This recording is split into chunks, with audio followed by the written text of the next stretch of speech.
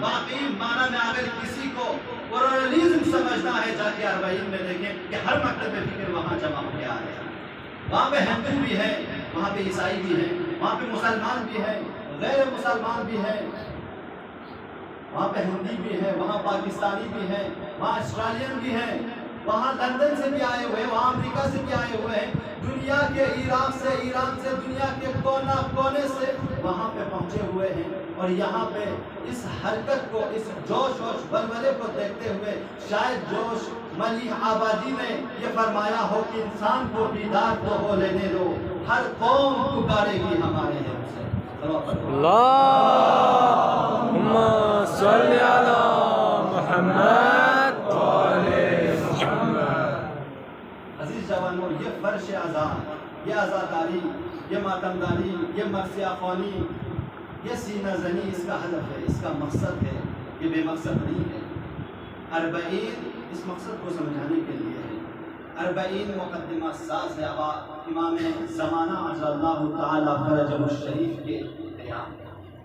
رہبر معظم انقلاب فرماتے ہیں کہ 40 کے دن جو لوگ پیدل جاتے ہیں وہ یہ نہ سمجھیں کہ وہ ایک معمولی تحریک میں شامل ہے، نہیں، وہ عظیم الشان تحریک کے لیے اپنے کو بڑھا رہے ہیں، جس سے پوری دنیا امن و امان، عدل اور انصاف، اور وہاں پہ ہر جگہ سے، جہاں بھی دنیا کے کسی کونے میں شاید ایسی حکومت نہ ہو جہاں پہ عدل اور انصاف کا قیام ہو۔ ابا عبداللہ الحسین کی 40 کے موقع پر اتنے سارے لوگوں کو جمع ہو کے جانا یہ مقدمہ ہے اس عظیم قیام کے لیے۔ لہذا کم نہ سمجھیے کہ ہم اور آپ آج رضا خانے میں جمع ہو کر آئے ہیں، دور دور سے آئے ہیں، ماں باپ کوئی نہیں ہے آپ کو کہ جاؤ مجلس میں جاؤ، عزاداری کے لیے جاؤ، نوحہ خوانی کے لیے جاؤ، مرثیہ خوانی کے لیے جاؤ، کوئی آرڈر دینے والا نہیں ہے۔ یہ واحد مکتب حسینی ہے جہاں پہ ماں باپ نہیں بیچتے، یا ابا عبداللہ الحسین کی دعوت پر آپ کا دل لبیک کہتے ہوئے آتے ہیں۔ لہذا فرش عزا پر بلایا نہیں جاتا۔ آج ہم اور آپ کربلا میں ہوتے اس وقت ہم سمجھ جاتے کہ واقعا امام حسین کی یہ مکتب، امام حسین کی یہ درس آزاداری، یہ مکتب، یہ شرافت، یہ مکتب، یہ جہاں سے عزت انسان کو ملتی ہے وہ کس طرح ہے، ہم اور آپ اس موقع پر سمجھ سکتے تھے۔ لہذا ان فرش عزا کو بچھانا، یہ آزاداری، یہ ماتمداری، اس کا ایک مقصد ہے۔ لہٰذا جب ہم 40 کے موقع پر 40 کی اس تاریخ کا مطالعہ کرتے ہیں تو تاریخ کربلا کو پڑھنے والے، تاریخ کربلا کو لکھنے والے صرف مسلمان نہیں ہیں، صرف شیعہ نہیں ہیں، عیسائی رائٹرز نے بھی تاریخ کربلا کو لکھا، اہل سنت رائٹرز نے بھی تاریخ کربلا لکھا۔ اہل سنت کے مشہور رائٹر وہ اپنی کتاب میں لکھتا ہے کہ الحسین کی فکر مسیحی، امام حسین مسیحیت کی فکر میں، وہ کہتا ہے میں نے جب یہ کتاب لکھی تو میں ایک سطر لکھتا تھا، میں روتا تھا، کسی نے پوچھا تم آپ کیوں روتے تھے؟ کہا میں امام حسین پر کیے ہوئے ظلم پر روتا تھا کہ میں سمجھتا تھا کہ کتنے وحشی لوگ تھے کہ جنہوں نے ابا عبداللہ الحسین پر اس طرح ظلم و ستم ڈھائے۔ میں یہاں پہ ایک جملہ کہنا چاہوں گا عزیزوں، آج دنیا ابا عبداللہ الحسین کی اس تحریک کو پڑھ رہے ہیں، لکھ رہے ہیں، سمجھ رہے ہیں، کہیں ایسا نہ ہو کہ جس طرح کربلا میں امام حسین سے بہت سے ایسے انصار اور اصحاب امام حسین تھے جو شاید کربلا تک امام حسین کے دین پر نہیں تھے، لیکن امام حسین سے ایک ملاقات، امام حسین سے ایک جلسہ، کچھ منٹ کی ملاقات نے انہیں اصحاب حسین بنا دیا۔ میں آپ سے کہنا چاہوں گا دنیا میں 6 ارب لوگوں میں صرف ہم ہی تو ہیں شیعہ مٹھی بھر کے جو یہ شعار دے رہے ہیں کہ یا ابا عبداللہ ہم آپ کے اصحاب و انصار ہیں، لیکن اس 6 ملیار لوگوں میں یہ صدا گونج رہی ہے اور ہر کوئی ابا عبداللہ الحسین کی اس فکر کو، اس مشن کو پڑھنے کے لیے امنگ رہے ہیں، اور ایسے لوگ تیار ہو رہے ہیں کہ ابا عبداللہ الحسین کی فکر کو پڑھیں۔ اس موقع پر علماء بتاتے ہیں کہ جب تحریک کربلا، تحریک 40 نے جو اثر ڈالی ہے وہ عاشورہ نے اتنا اثر نہیں ڈالا۔ اب تحریک ابا عبداللہ میں 40 کے موقع پر اتنے سارے 20 کروڑ لوگ جب پینڈیمک سے پہلے وہاں پہنچے تو دنیا پریشان ہو گئی. آخر کیا اتفاق ہے کہ 20 کروڑ لوگ دنیا کے کونا کونے سے آ رہے ہیں اور کر کیا رہے ہیں؟ 80 یا 85 کلومیٹر کا طولانی سفر طے کر رہے ہیں غم حسین میں. دنیا کا لمبا سفر، دنیا کا لمبا دسترخوان اور دنیا کا سب سے بڑا اجتماع کربلا میں رونما ہوا. اور دنیا اب جڑ گئی ہے، دنیا پریشان ہو گئی ہے، دنیا سوچنے پر مجبور ہے. درحال کہ دنیا کی ساری میڈیا خاموش ہے، اس کے باوجود بھی کچھ مسلم میڈیا ہیں جنہوں نے اسے منعکس کرنے کی کوشش کی. اب دنیا پریشان ہے. آخر ہوا کیا ہے؟ کیوں اتنے لوگ جمع ہوتے جا رہے ہیں؟ کیوں کربلا میں لوگ آ رہے ہیں؟ کیوں اتنے جوان، کیوں اتنے مکاتب اور ادیان کے پیروکار سب کربلا میں آ رہے ہیں؟ جب اس کا مطالعہ کرنے لگیں گے، جب سوچیں گے تو جریان کربلا سمجھ میں آ جائے گا. اب عبداللہ حسین اور اصحاب حسین کی قربانی مجھے سمجھ میں آ جائے گی. اور آہستہ آہستہ لوگ اربعین کی اس تحریک سے اسلامک سویلائزیشن کو سمجھیں گے، اسلامک حکومت کو سمجھیں گے، اسلامک فکر کو سمجھیں گے. اب عبداللہ حسین اس قیام کو سمجھیں گے. تو اس قیام کو سمجھیں گے تو خود دنیا سے ہر کوئی پکار اٹھے گا کہ ہمیں وہ چاہیے جو امام حسین جیسا. ہمیں ایسا نظام چاہیے جس کے علاوہ عبداللہ حسین نے قیام کیا. ایسے موقع پر آیت اللہ بہجت فرماتے ہیں کہ ایسے موقع پر امام زمان تشریف لائیں گے اور فرمائیں گے یا اہل العالم انا الامام الثانی العشر. اے اہل عالم، اے دنیا والوں، پہچانو میں ہی وہی 12واں امام ہوں. یا اہل العالم انا الصمام المنتقم. اے اہل عالم سمجھ لو میں ہی منتقم خون حسینی کا وہ تیز دھار تلوار ہوں. انا یا اہل العالم انا جدی الحسین قتلوه عطشانا. اے اہل عالم سمجھ لو میرے جد حسین کو پیاسا شہید. الا یا اہل العالم ان جدی الحسین الذي طرحوه عریانا. اے اہل عالم سمجھ لو میرے جد حسین کو بے غور و کفن چھوڑا گیا. انا یا اہل العالم ان جدی الحسین سحقوه عدوانا. اے اہل عالم سمجھ لو اب عبداللہ امام زمان اب عبداللہ الحسین کی مصیبت کو اپنے انٹروڈیوس کے ساتھ کر رہے ہیں. اے اہل عالم سمجھ لو میرے جد حسین کو گھوڑوں کے ٹانپوں کے ذریعے پامال کر دیا گیا. لہذا عزیزان گرامی اب امام زمان رضی اللہ تعالیٰ فرجہ الشریف خود کو معرفی کریں گے، خود کو پہچانوائیں گے ابا عبداللہ الحسین کے ذریعے. یعنی اس دوران جب امام ظہور فرمائیں گے دنیا سمجھ چکی ہوگی کہ امام حسین کون ہے. لہٰذا یہ عزاداری جوانوں، یہ ماتمداری، یہ سینہ زنی، یہ جمع ہو کے آنا، یہ ہمارے اور آپ کا ماتم کرنا یہ بھی ہدف نہیں ہے. اس سے قیام ابا عبداللہ زندہ ہوتا ہے اور قیام ابا عبداللہ سے قیام امام مہدی باقی رہے.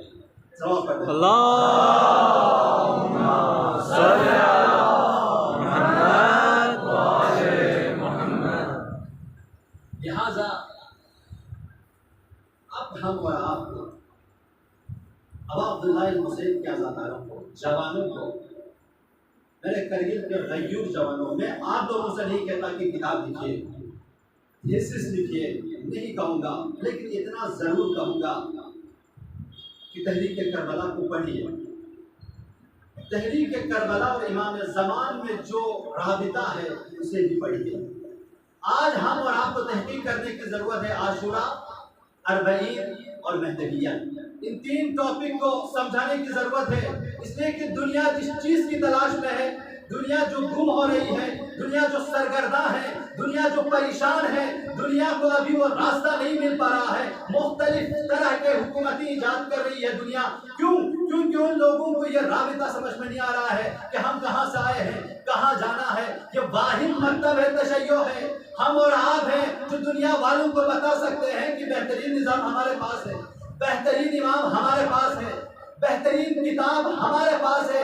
آؤ ہم تمہیں بتاتے ہیں کہ اس دنیا کو اگر چاہتے ہو امن کا گہوارہ بنانا، اس دنیا کو چاہتے ہو کہ وہ عدل و انصاف کے ساتھ باقی رہے، آؤ ہم تمہیں بتاتے ہیں. لہذا ضروری ہے کہ ہم تحریک کربلا کو مہدویت کے ساتھ رابطے میں رہیں. اس لیے کہ ہم اور آپ جب ابا عبداللہ الحسین کے اصحاب اور انصار کے کردار سے امام زمان کے اصحاب اور انصار کے کردار کو بنانا پائے تو کچھ نہیں کیا، چونکہ روایتوں میں ہے کہ جو کردار ابا عبداللہ الحسین کے اصحاب اور انصار کا تھا وہی کردار، وہی کریکٹرز، وہی عقیدہ، وہی آئیڈیولوجی آخر الزمان میں امام مہدی کے اصحاب و انصار کا ہوگا۔ پڑھنا تو پڑے گا، ریسرچ تو کرنا پڑے گا، ان دونوں میں رابطے کو ایجاد کرنا پڑے گا۔ جوانوں، ہم اور آپ یہاں پہ ایک روایت آپ کی خدمت میں نقل کروں گا کہ امام جعفر صادق کی ایک حدیث ہے، امام رضا سے پوچھا گیا کہ مولا جب امام مہدی عجل اللہ تعالیٰ فرجہ شریف ظہور فرمائیں گے تو قاتلان حسین کی اولادوں کو قتل کریں گے، کیا یہ بات صحیح ہے؟ امام رضا فرماتے ہیں ہاں یہ بات صحیح ہے۔ تو راوی کہتا ہے پھر میرا ایک سوال ہے مولا، وہ یہ کیا قرآن کی ایک آیت ہے وَلَا تَزِرُ وَازِرَةٌ وِزْرَ أُخْرَىٰ، کسی قوم نے ماں باپ نے کچھ بھی کیا اس کی اولاد کو وہ سزا نہیں مل سکتی، ایک انسان نے جرم کیا اس جرم کا سزا دوسرے کو نہیں ملتا، اس کا آپ کیا جواب دیں گے؟ ٹھیک ہے ان کے آباء و اجداد نے امام حسین اور اصحاب حسین کو قتل کیا، لیکن ان کی اولاد میں اس کا کیا خطا ہے کہ جس کی بنا پر امام زمان جب ظہور فرمائیں گے قاتلان حسین کی اولاد سے بدلہ لیں گے؟ تو امام فرماتے ہیں ہاں قرآن کی آیت میں کوئی شک نہیں، قرآن کی آیت 100% صحیح ہے، لیکن یاد رکھو قاتلان حسین کی اولاد اپنے آباء و اجداد کے کارناموں پر، ظلم پر، ستم پر راضی تھے اور راضی رہیں گے۔ اس لیے روایتوں میں ہے جو شخص یا جو لوگ یا جو قوم دوسری قوم سے شباہت حاصل کر لیتی ہے حشر معہم، وہ بھی انہی کے ساتھ محشور ہو جاتی ہے۔ تو لہذا یہ جو قاتلان حسین کی اولاد ہے آخر الزمان تک اپنے آباء و اجداد کے رفتار پر، کردار پر عمل کر رہے ہوں گے، لہذا جب امام زمانہ تشریف لائیں گے تو وہ امام حسین اور اصحاب حسین کے کردار پر عمل کریں گے۔ اس لیے لازمہ یہ ہے کہ جو قاتلان حسین کی اولاد ہے وہ امام حسین کے فرزند منتقم خون حسینی کے ذریعے قتل ہو جائے۔ اب اس حدیث سے جو فکر ملتی ہے وہ یہ کہ اگر امام زمان کے زمانے میں امام زمان جو امام حسین کے مکتب فکر کا ہے تو امام حسین کے قاتلوں کے بھی مکتب فکر باقی رہے۔ خلاصہ یہ جو حق اور باطل کی جنگ ہے جسے ہم اور آپ کہتے ہیں کہ حق و باطل کی جنگ حضرت آدم سے شروع ہوئی اور اب تک جاری ہے، تو یہ دو جنگ حسینیت اور یزیدیت، یہ جنگ آج کے دور میں بھی ہے۔ بس اسی پہ میں گفتگو ختم کروں گا جوانوں۔ آج کے دور میں یزیدیت کس طرف ہے، آج کے دور میں حسینیت کس طرف ہے، کون سا نہج ہے، کون سا راستہ ہے جس پر ہم اور آپ سینہ پیٹ کر کہہ سکتے ہیں کہ ہاں ہم اس مکتب فکر کے ماننے والے ہیں، ہم اس مکتب فکر کو نہیں مانتے؟ اس کو سمجھنا ہے۔ آج ہم اور آپ دعائے افتتاح میں کیا کرتے ہیں کہ اللہم، دعا پڑھتے ہیں نا کہ اللہم انا نرغب الیک بدولۃ کریمہ تعز بها الاسلام واہلہ وتذل بها النفاق واہلہ۔ خدایا ہم دولت کریمہ یعنی امام مہدی کی حکومت کے مشتاق ہیں، اس حکومت میں اسلام اور اہل اسلام کو عزت ملے گی، منافق اور نفاق رکھنے والوں کو ذلت ملے گی، امام زمانہ کا جو مخالف ہوگا وہ غیر نہیں ہوگا۔ اس دعا کی اس فراز میں بتایا جا رہا ہے کہ وہ منافق ہوگا، اور منافق کی جو کیٹیگریاں بتایا جاتا ہے وہ خدا کو بھی سمجھتا ہے، وہ امام کو بھی سمجھتا ہے، وہ قرآن کو بھی سمجھتا ہے، وہ حلال اور حرام کو بھی سمجھتا ہے، لیکن اپنی ذاتی مفاد کے لیے امام سے جنگ کرتا ہے۔ اس لیے امام حسین نے کربلا میں کہا تھا یا شیعہ آل ابی سفیان، اے ابی سفیان کے شیعوں، اگر تمہارے پاس ان لم تکن لکم دین، اگر تم لوگوں کے پاس دین نہیں ہے، کونوا احرارا، کم سے کم آزادی تو رہو۔ اپنی کلچر پر جاہلیت کے دور میں بھی تم لوگ عورتوں پر، بچوں پر ظلم تو نہیں کرتے تھے، تو کم سے کم تم لوگ دین محمد پر نہ ہو تو کم سے کم جاہلیت کے مشرکانہ نظام کے تحت تو کام کرو، میرے سیدائیوں کو اسیر مت کرو۔ یعنی اس کا مطلب کیا ہے؟ جو کلچر، جو فرہنگ، جو فکر امام حسین کے مد مقابل میں تھی منافقانہ، ہم اور آپ کو بتایا قرآن پڑھنے والے حافظ قرآن امام حسین کے دشمن تھے۔ ایک ہمسایہ والا اس طرف، دوسرا ہمسایہ والا اس طرف، استاد اس طرف، شاگرد اس طرف۔ ایسے حالات میں امام حسین اور اصحاب حسین کا کردار نکلا ہے۔ آج کے دور میں بھی ہم اور آپ کو سمجھنا ہے کہ آج یزیدیت کس طرف ہے، حسینیت کس طرف ہے، حق کس طرف ہے، باطل کس طرف ہے۔ جوانوں، امام زمان خود یہ راستہ بتا کے گئے۔ وہ راستہ کیا ہے؟ امام نے فرمایا دیکھو میرے بعد ہماری روایتوں کو نقل کرنے والے علماء مراجع تم کے لیے حجت ہے، میں ان پر حجت ہوں، وہ تم پر حجت ہے۔ دیکھو تمہاری تعلیم، تمہاری ایڈیالوجی، تم اپنے افکار، اپنے رفتار، اپنے عقائد، اپنے تحریک، سب اور سب ان سے لینا، کسی اور سے نہیں لینا۔ امام زمان اپنے بعد اپنے سفیروں کو بتا کے جا رہے ہیں، جب غیبت کبریٰ میں جا رہے تھے تو وہ دیر بعد تم لوگ سرگرداں نہیں ہونا، کیا امام نہیں ہے تو امام کے منتظر رہیں گے؟ نہیں، امام کے سفیر میں تم لوگوں کے درمیان چھوڑ کے جا رہا ہوں۔ یہ جو مراجع ہے، یہ آج کے دور میں آیت اللہ سیستانی، آیت اللہ مکارم شیرازی، آیت اللہ بہیر خراسانی، رہبر انقلاب آیت اللہ سید علی خامنائی، یہ سب آج کے ہم اور آپ کو حسینی سفیر ہیں، آج کے امام زمان کے سفیر ہیں۔ ہم اور آپ کو سمجھنا ہے ان سے، ہم اور آپ کو درس لینا ہے ان سے، ہم اور آپ کو افکار لینا ہے ان سے۔ اب جب دشمن یہ سمجھ گیا کہ ہاں اب ان لوگوں نے اپنا راستہ منتخب کر لیا، اب انہیں مرجعیت کی فکر پہ چلنی ہے، تو اب لوگوں نے چہرہ سازی شروع کر دی، ایسے علماء بنانا شروع کر دیے، ایسے مرجع تبلیغ بنانا شروع کر دیے تاکہ ہم اور آپ متشوش ہو، تاکہ ہم اور آپ پریشان ہو۔ جوانوں، یہ اہم ٹاپک ہے جو ہم اور آپ کو آج کے دور میں سمجھنا ہے۔ اللہ یاری کو کون نہیں سمجھتا؟ یاسر حبیب کو کون نہیں سمجھتا؟ وہی امامہ پہنا ہوا، اسی چہرے کے ساتھ ہمارے سامنے لایا جنہوں نے ہمارے آیت اعظام کو، ہمارے مراجع اعظام کو برا بلا کے شروع کر دیا۔ اس سے کیا ہوگا؟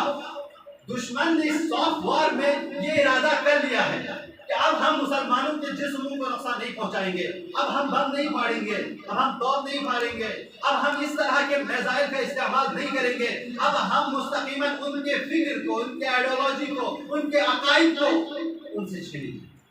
آج ہم اور آپ کے درمیان یزیدی ہو سکتا ہے، آج ہم اور آپ کے درمیان مراجع کو برا بلا کہنے والے ہو سکتا ہے، جو سافٹ وار میں بھائی کو بھائی کا دشمن بنایا جا رہا ہے، ہمسائے والے کو ہمسائے والے سے لڑایا جا رہا ہے، مسلمان کو مسلمان سے لڑایا جا رہا ہے۔ اب ایسے دور میں، ایسے خطرناک ماحول میں میں ایک جملہ اپنے جوانوں کے لیے بس کہنا چاہوں گا، جوانوں یاد رکھو، اور ہمیں اسی سے، کیونکہ ہم اور آپ کا مطلب فکر واضح ہے کہ ہم مرجع تقلید کے پیروکار ہیں۔ ہمارے علماء، ہمارے مراجع نے کہا کہ جامعہ میں دنگا فساد پھیلانا حرام ہے، کہیں پہ کسی بھی طرح کی دہشت گردی اور آتش پھیلانا حرام ہے۔ ہمارے علماء نے ہم اور آپ کو بتایا کہ جامعہ میں فساد، اختلاف، چاہے اجتماعی چاہے اخلاقی، کسی بھی طرح کے فسادات کا جامعہ میں ایجاد کرنا حرام ہے۔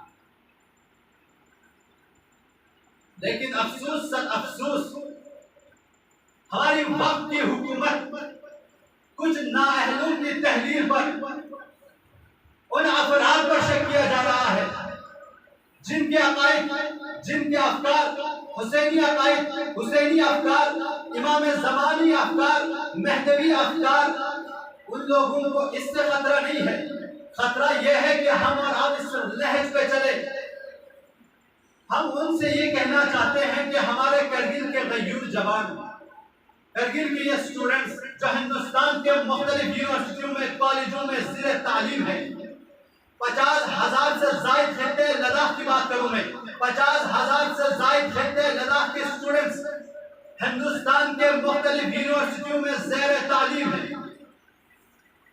جگہ جگہ علم حاصل کر رہے ہیں، 200 سے زائد PhD اسکالرس ہندوستان کے مختلف یونیورسٹیوں میں اور خطے لداخ کے مختلف یونیورسٹیوں میں اپنی خدمات انجام دے رہے ہیں۔ 20% ہمارے کرگل کے یوتھ آج ہندوستان کے فوجی میں ہندوستانی سرحدوں پر اپنی جان کو نشاور کر رہے ہیں۔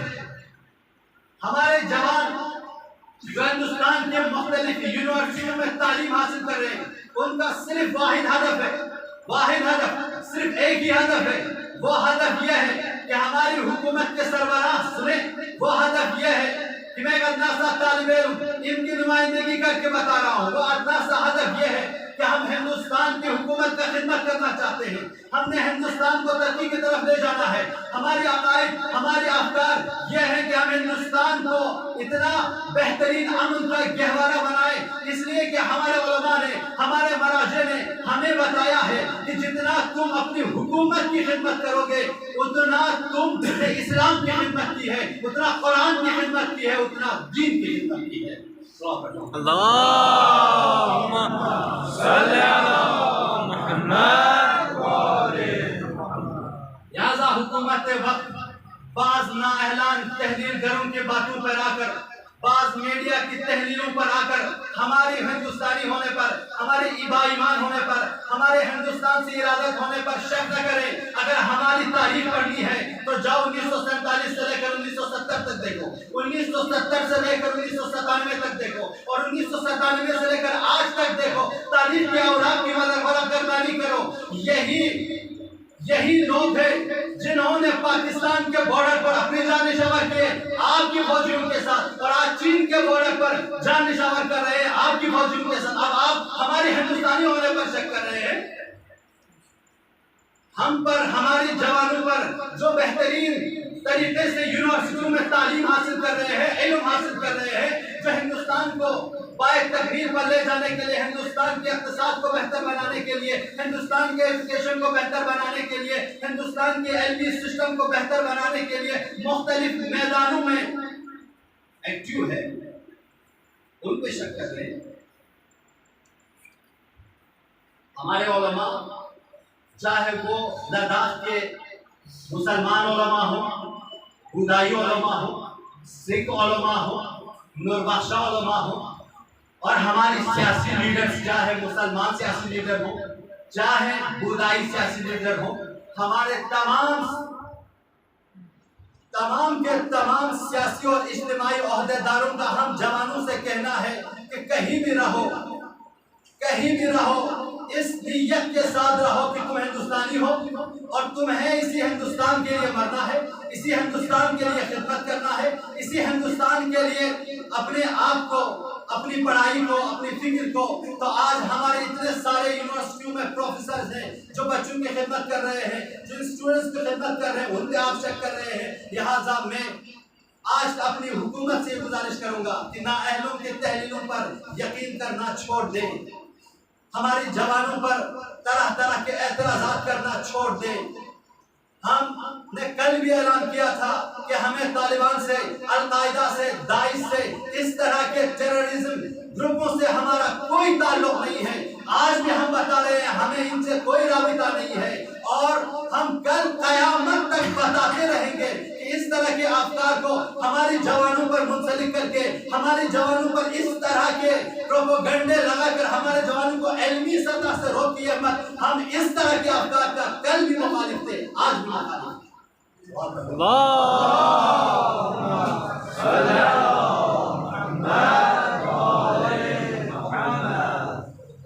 لیکن جوانوں، ایک گزارش آپ لوگوں سے،